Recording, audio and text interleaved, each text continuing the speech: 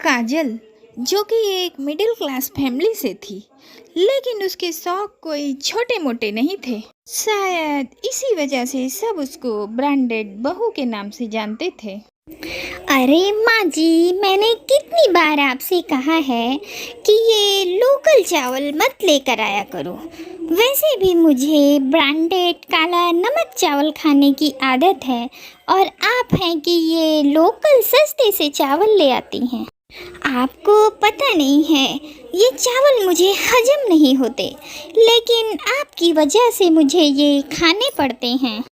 अरे बहू, ना तो मैं तेरे जैसी ब्रांडेड हूँ और ना मेरे इतने बड़े बड़े सपने हैं कि मैं तेरी पसंद की चीज़ें ला सकूँ। इसलिए मैं जो राशन लेकर आती हूँ तो उसी में अपना गुजारा चला ले। इतना कहकर कौशल्या वहाँ से चली जाती है। अपनी सास की बातें सुनकर काजल गंदा सा मुंह बनाती है और अपने पति को फ़ोन करती है। देखिए जी, मैं जब से इस घर में आई हूँ, यहाँ का राशन खाकर मेरी तबीयत खराब होने लगी है। आप ऐसा करिए, मुझे ही पैसे दे दीजिए, मैं अपनी पसंद के ब्रांडेड राशन का सामान ले आऊँगी। अरे ले आना जो भी लाना है, पर इस महीने तो राशन ख़त्म होने दो। माँ ने राशन का सामान घर में भर दिया है और मैं इतना भी नहीं कमाता कि मैं घर में ब्रांडेड राशन का सामान ला सकूं। दोनों माँ बेटे एक जैसे हैं। मैं शॉपिंग करने के लिए ही जा रही हूँ, अगर कुछ चाहिए तो बता देना। इतना कहकर काजल बैग रख देती है और अपना ब्रांडेड बैग लेकर और आँखों पर चश्मा लगाकर शॉपिंग के लिए निकल लेती है। शाम को काजल शॉपिंग करके घर आती है और अपने शॉपिंग का सामान घर वालों को दिखाने लगती है। माय गॉड, मेरी ससुराल में तो एक कार भी नहीं है, मुझे ऑटो से ट्रेवल करना पड़ता है।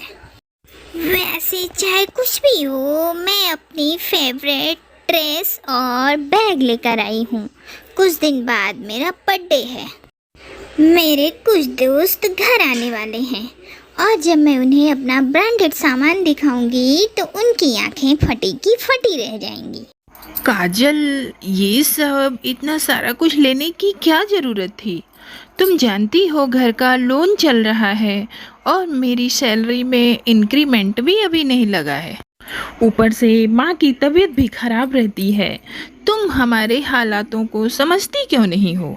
बहू, अगर तू दिखावा ना करे, पैसों की सेविंग करे, तो तू जरूर एक दिन अपने सपने पूरे कर सकेगी। पर किसी को जलाने और दिखाने के लिए इस तरह की फिजूल खर्ची करना ठीक नहीं है। आप लोग ना मुझसे जलते हैं, इसीलिए मुझे इस तरह की बातें बोला करते हैं। पर आप लोगों को बता दूं, मेरे सारे दोस्त काफ़ी रिच हैं। मुझे उनकी बराबरी करने के लिए शॉपिंग करना पड़ता है और मुझे उसके लिए ब्रांडेड सामान लेना बहुत ज़रूरी है। अगर मैं ब्रांडेड सामान नहीं लूँगी तो मैं उनके सामने खड़ी भी नहीं हो सकती। बहू, इंसान अपने सामान से ब्रांडेड नहीं बनता, बल्कि अपनी सोच और समझदारी से ब्रांडेड बनता है। और अगर तू समय रहते नहीं समझी तो एक दिन तेरी यही हरकतें तुझे शर्मिंदा कर देंगी। कौशल्या के समझाने पर काजल अपने ही घर वालों से नाराज हो जाती है। काजल फिर अपना सामान लेकर अपने कमरे में चली जाती है। ऐसे ही कुछ दिन बीत जाते हैं, पर काजल घर में किसी से बात नहीं करती। और देखते ही देखते फिर एक दिन काजल का जन्मदिन भी आ जाता है। काजल के जन्मदिन पर उसका पति दीपक उसको चांदी की एक पायल देता है। काजल मुंह बनाते हुए कहती है, मेरा बर्थडे साल में कोई 6 बार नहीं आता जो तुम ये सस्ती सी चांदी की पायल उठा कर ले आते। अगर देना ही था तो एक डायमंड की रिंग दे देते या फिर सोने का हार। ये तुम्हारी दी हुई पायल को पहनकर मैं अपने दोस्तों के सामने नहीं जा सकती, इसलिए ये पायल तुम अपने पास ही रखो। मैं अपने लिए भारी वाली पायल लेकर आई हूँ। काजल, तुम्हारे लिए तो कुछ लाना ही बेकार है। अब तुम भूल भी जाओ कि मैं तुम्हारे लिए कुछ लेकर भी आऊँगा। मुझे भी आपकी ये घटिया और सस्ती सी चीज़ गिफ्ट के रूप में नहीं चाहिए। अगर आप मुझसे सचमुच प्यार करते हैं तो आप कभी मेरे लिए ब्रांडेड सामान लेकर आना। तुम कभी नहीं बदलोगी, और जब बदलोगी तब तुम्हें पछतावा होगा और तब तुम मुझसे माफ़ी मांगोगी। पर शायद तुमने मेरा इतना दिल दुखा दिया है कि तुम अगर माफ़ी भी मांगो तो मैं शायद तुम्हें माफ़ भी ना कर पाऊँ। इतना बोलकर रवि वहाँ से चला जाता है और काजल अपने दोस्तों के साथ होटल में जाती है, जहाँ वो अपने दोस्तों को गुच्ची का बैग और जारा से लाई हुई ड्रेस दिखाती है।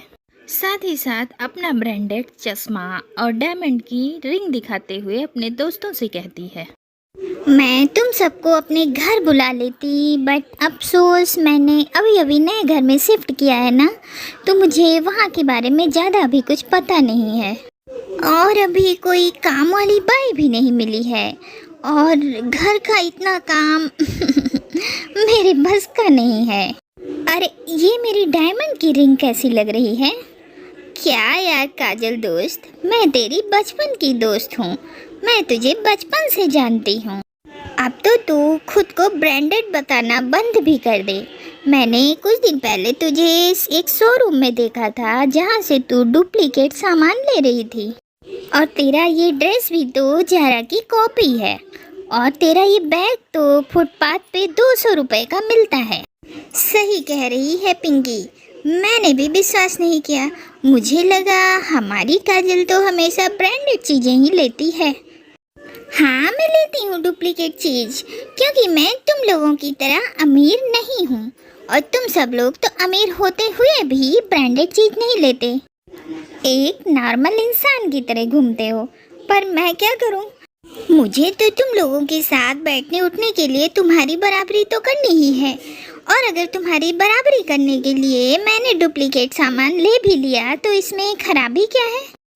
तुम नहीं जानती, हम जैसे मिडिल क्लास लोगों का जारा जैसा या गुच्ची जैसा सामान का डुप्लीकेट लेना भी कितना एक्सपेंसिव पड़ता है, और इस चीज़ के लिए मुझे हमेशा अपनी ससुराल में सुनना पड़ता है। मुझे माफ़ करना काजल, हम सच में नहीं जानते थे तुम डुप्लीकेट सामान खरीदती हो। मैंने तो सिर्फ मजाक किया था, और देखा तुमने अपनी सच्चाई अपने मुंह से बोल दी। अरे काजल, तुम ऐसा क्यों सोचती हो कि तुम अगर ब्रांडेड चीज़ लेकर नहीं आओगी तो हम तुमसे दोस्ती तोड़ देंगे? दोस्ती हैसियत देखकर नहीं की जाती, तुम जैसी हो वैसे ही बनकर रहो, बिल्कुल हम लोगों की तरह नॉर्मल इंसान। अपने दोस्तों की ये बात सुनकर काजल को समझ में आ जाता है कि झूठ के पैर ज़्यादा दिन नहीं टिकते और वो ज़्यादा दिनों तक अपने पैर पर खड़ा नहीं हो सकता। अब पार्टी ख़त्म होने के बाद काजल सीधे अपने घर आती है और अपने घर वालों से माफ़ी मांगती है। मैं जानती हूँ रवि, तुम मुझे माफ़ नहीं करोगे क्योंकि मैं लेट हो गई, बट आज मुझे एहसास हो गया कि मेरी इतनी अमीर सहेली होकर बिल्कुल नॉर्मल रहती है, ताकि वो हम लोगों के साथ, गरीब लोगों के साथ कंफर्टेबल रह सके। लेकिन मैं उन लोगों के साथ रहने के लिए, उन लोगों की बराबरी करने के लिए झूठे ब्रांडेड सामान का दिखावा करती रही, बट आज उन लोगों को सच्चाई पता चल गई। शायद यही दोस्ती और सच्ची दोस्ती होती है, जो सारी सच्चाई पता चलने के बाद भी वे सब मेरे साथ हैं। मुझे इतने अच्छे दोस्त मिले हैं और सच्ची दोस्ती मिली है, इसलिए अब मुझे ब्रांडेड सामान नहीं चाहिए, बस मुझे अपने परिवार का साथ चाहिए। कोई बात नहीं काजल, गलती तो इंसान से ही होती है और गलतियों से ही इंसान सीखता है। तुम्हें अपनी गलती का एहसास हो गया, इससे बड़ी और क्या चीज़ हो सकती है। तुम चिंता मत करो, हम हमेशा तुम्हारे साथ रहेंगे। हाँ बहू, रवि बिल्कुल ठीक बोल रहा है। तुझे अपनी गलतियों का एहसास हो गया, इससे बड़ी और क्या चीज़ हो सकती है। चलो कोई बात नहीं, अब बीती बातों को भूल जाओ। अब हम यहाँ से एक नई शुरुआत करते हैं। रवि, मुझे वो मेरा गिफ्ट वापस कर दो जो तुम मेरे लिए लाए थे। मुझे उस गिफ्ट की बहुत ज़रूरत है और तुम्हारे प्यार की भी। काजल की ऐसी हालत देखकर और उसकी आंखों में अपनी भूल का पछतावा देखकर काजल के परिवार वाले उसको माफ़ कर देते हैं और उसे गले से लगा लेते हैं। अब फिर से एक बार काजल सच्चाई के रास्ते पर चलकर अपनी एक नई जिंदगी की शुरुआत करती है।